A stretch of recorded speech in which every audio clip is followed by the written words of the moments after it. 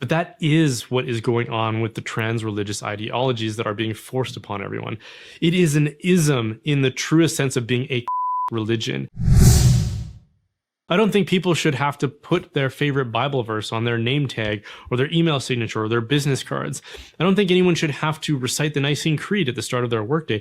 I don't think they should be forced to address people according to their religious identity. And I don't think my religious symbols should be hung over government institutions and that all of its employees and citizens brought out to honor it as it's raised. But that is what is going on with the trans religious ideologies that are being forced upon everyone.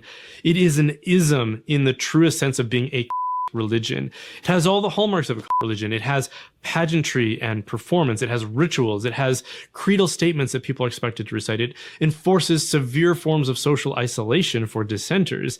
Hey everyone, welcome back to the channel today. I really wanted to dive into this idea of what religions are, what cults are. And I'm not to say that religion is a cult or cults are religion, but there are some things that I see that can be on some level the same thing. And when I say that, I mean no disrespect to people who practice certain types of religions.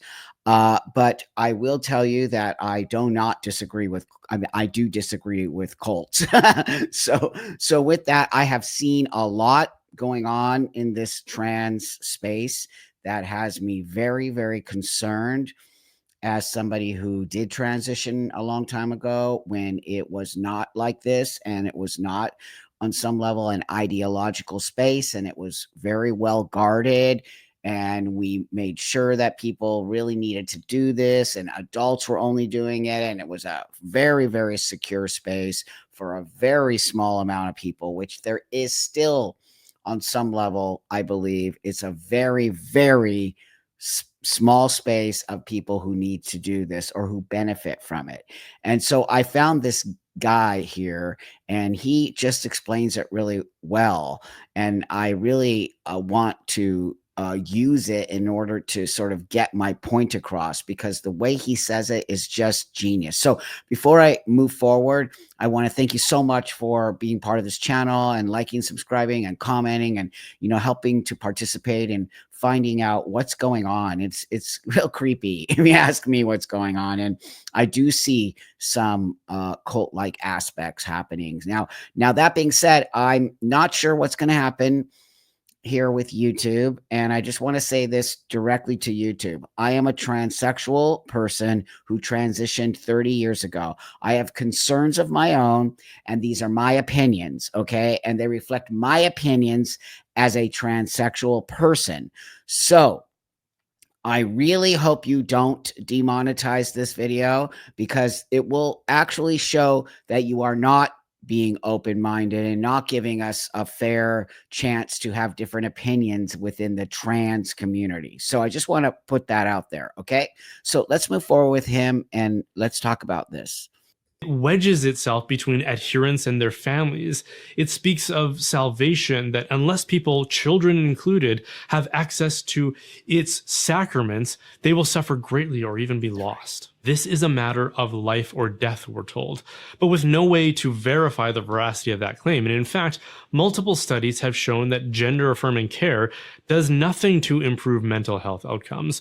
One massive study that showed that puberty blockers in kids does not improve their mental health was suppressed by one of its researchers, Dr. Joanna Olson Kennedy, because it yielded evidence that didn't align with her ideology. Just the other day, not far from where I live, a person who is clearly an adherent of this Gnostic religion attacked their children with a knife. This actually happened. It actually happened. And I'm planning on doing another video about a lot of these so-called trans women who have gone off the deep end. And there's so many of them. It's actually mind-blowing. But this guy is exactly right. And there are so many, like, just things that are very much attached to what a religion could be or what a cult-like space could be, that you have to adhere to these rules. And the thing that he says that, as I think he's a religious Christian or Catholic, but he says that we don't force that upon, it's like, I'm not telling somebody to wear a pin that says you're a Christian or fly my, religious flag everywhere, where all of a sudden the flags are everywhere. We have them in the government institutions. We have them at school systems where we don't do that. Remember, we used to do, I think, the Pledge of Allegiance. I don't think they do that anymore, where it did talk about God. And so people got very mad about that, and it got taken out because it was considered religious. One nation under God. So he's really making some great points here. Religious people aren't forcing, themselves on you to fly the flag or do the thing. And in that respect, where now this new religion called trans is on some level forcing everyone to believe their ideology, that a woman is a man and a man is a woman, because they feel this way and they don't have to explain. When you ask someone, well, why is that so, when blah blah blah, they're like, because I feel that way. And that's not science, the feeling. Because I feel that way, what does that even mean, right? So because we're being so easily swayed and just sort of like tiptoeing around it, many bad things are happening within this trans space that, to me, very much align with a religious or cult-like space. So I want to next bring up this study that was done. So this study is done by the Journal of Sexual Medicine at Oxford Academic, okay? And it says, examining gender-specific mental health risks after gender-affirming surgery, a national database study. Then it goes on to say results. From 107,583 patients, matched cohorts demonstrated that those undergoing surgery were at significantly higher risk for depression, anxiety, ideation, and substance use disorders than those without surgery. Males with surgery showed a higher prevalence of depression, okay, and anxiety. Females exhibited similar trends with elevated depression and anxiety. Feminizing individuals demonstrated particularly high risk for depression and substance use disorders. So those are men feminizing themselves. That's the outcome of this. The conclusion says gender affirming surgery, while beneficial in affirming gender identity, is associated with increased risk of mental health issues, underscoring the need for ongoing gender-sensitive mental health support for transgender individuals post-surgery. There you go. But they're hiding this study as well. The trans community isn't talking about this. So surgery is not necessarily going to help these people, even though they're pushing for medicalizing, hiding studies, telling young people that if they cut their breasts off, they're going to feel so much better. And here's the next thing I want to show you. After reading that and hearing what it says, it is not, they used over 107,000 people to do this study. It's not 100 people or something. It's a lot of people. So now this is what we're dealing with in the trans community. 2 weeks ago today, I had top surgery. Here's how my recovery is going. Wow. My scars extend under my arms towards my back. My range of motion is better than last week, but it's still not to its full extent. As you can see here, I still can't hug myself, but I can show off my... That's number one. Here comes number two. Hi. So I wanted to update on my top surgery. I got revisions done in December, just last month, and it is so much better than it was before. Like, all that extra fat and extra skin that was there before is all gone. The scarring is still pretty bad, but that's just how our body works. We scar pretty bad. We don't. I still only have one nipple, but I'm going to get medical tattooing. Okay, here comes number three. Here are 5 things that I wish I knew before top surgery. First thing is to get proof that you know your surgeon can work with different body types. First surgeon I went to, I don't think knew how to work with fat bodies, and the second one does. The next thing is that you can get cysts after top surgery, and it's usually nothing to worry about. I got some stress ones under my armpits. No. Okay. This last one, I just want to warn you right now. You might not be prepared for this, but I really need to show you this, okay? So I'm giving you a warning for this, okay? This is pretty graphic and pretty insane. What's happening? The person is squeezing their scar and an infection is coming out and they're squeezing it. Oh, that's just not okay. That is actually not okay. They smelled it. They actually smelled it. Every single one of I've seen hundreds of these top surgeries. Every single one of these young people have these massive scars, missing a nipple, crooked, just ripped off. The other one's like body. Make sure your surgeon knows body type. You know what? No, just so you know, it is not healthy to go under the knife and to get surgery when you are overweight. Okay. So a surgeon who knows how to operate on a fat person should not be operating on that person. When I got my top surgery, that was the number one thing that the surgeon said. You cannot be overweight. You cannot smoke. You have to be healthy. You could die on the operating table. So no, they shouldn't even be operating. I think all three of these I show or four, they were all overweight young people. Why are they so overweight? And if they really cared about the way they look, what's happening?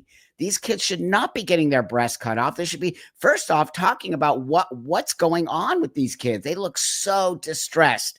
And I just showed you that actual study says that this will not help. That will actually increase anxiety and depression. These kids aren't ready for top surgery. And then all the top surgeries are wanky and crazy and pus coming out and all of that. This is just out of control, people, out of control. And I don't understand why the trans community, I understand, because it's a religion. And if you speak against it or cult-like, you get ostracized and told you're a bad person. Me every day by these people. The stuff these people send me is crazy. Okay. So why? What are you worried about? Why can't I show this? What are you all trying to hide out there? You're trying to hide that something bad is going on. These people are being indoctrinated and told something that is not true.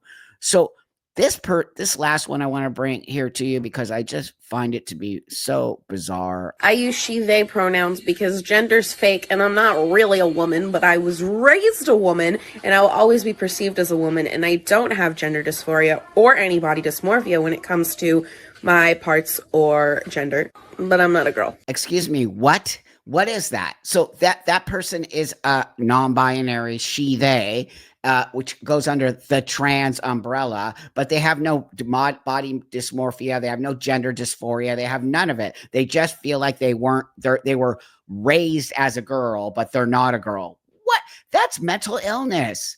That is literally, and they're being indoctrinated into this thought process. That is full on indoctrination. What are you talking about? You're an actual girl. What? I don't even know if I should bring up this last one because I just don't even know. It says to me everything that's going on. Hey, guess what? I'm here and I'm gender queer.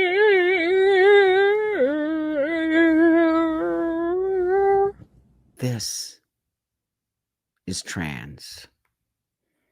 Something is not right. I am so appalled. It is some form of religion. It is some form of indoctrination.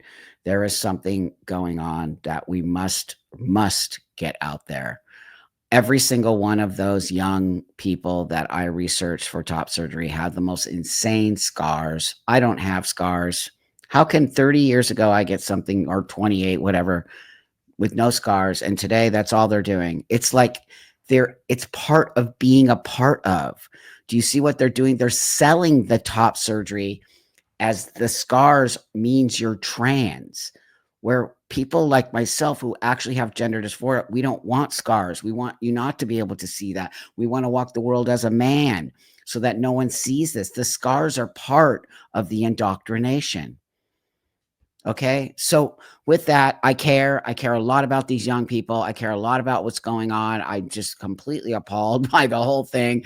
This was not a funny video, just as you can see, but I'm not going to shut up. I'm just going to keep saying it. I'm going to keep going. And YouTube, I'm a trans person. You cannot shut my voice down. If you really do want to create a level playing field out there, you've got to give all of us a voice to have an opinion, okay? Because I do not agree with a lot of stuff that's going on. So actually hear what I'm saying and give me the space to say it if you actually care about the trans space. So with that, everybody, thanks so much for joining me today. Like, subscribe, comment. I really do try to read all your comments. It means a lot to me. Thanks for supporting the channel. It does mean a lot to me. It's the way I can do this work. So sending you all a lot of love, and I hope that you have an awesome rest of your day.